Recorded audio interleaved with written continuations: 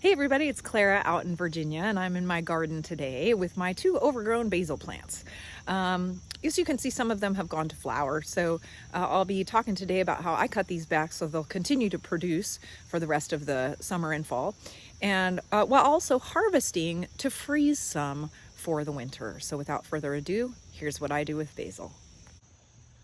So these are my basil plants that are very overgrown. So I'll show you how I would clip back this branch right here. Let's take this one.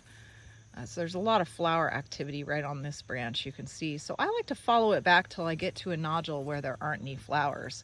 And you can see here when I kind of go down, this is a new little growth of basil. So I'm going to clip it all the way down here at this nodule. But what you're going to see is something really cool. So let me get my scissors. And I'm going to clip exactly where we talked about, right down here. So I clipped that off, and that exposed this new growth so that that can become more basil. And in the meantime, I end up with, oops, dropped it, this wonderful sprig, but look at all those basil leaves. So I'm kind of going through this plant one by one and de-leafing them and putting them in there. And I'm going to show you how to freeze that in a minute.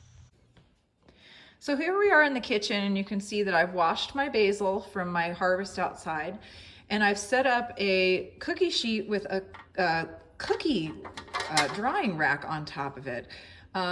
Some people, you could lay this out on paper towels. I just try to avoid that environmental waste, and it also gives a little airflow too. So I've washed the basil, and I'm just going to simply put it on this tray, basically. Get all my pieces, and then I just kind of want to spread it out so that none of the leaves are kind of on top of each other and making it hard for them to dry.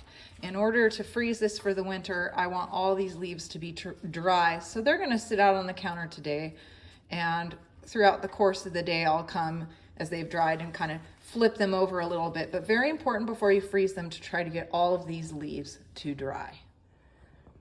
So my basil is dry. After all day I kind of kept walking by it and turning it over, and it's now completely dry. And I've got a bag here ready, and this I think is important. I do date my basil because I'm going to end up with a bunch of bags like these to get me through the winter, and I want to eat the oldest bag first, so when you date them you'll know.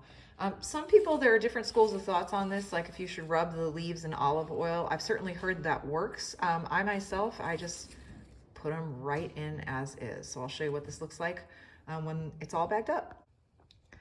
So my basil is all bagged up. I do like to spread it around in the bag so it doesn't freeze in clumps. I'm going to lay this flat in the freezer, and after it's frozen, then I can just kind of throw it around in the freezer and put it where I need to. And this is going to just get me through this winter. I'll have several bags like these. So I encourage you to grow basil at home as well.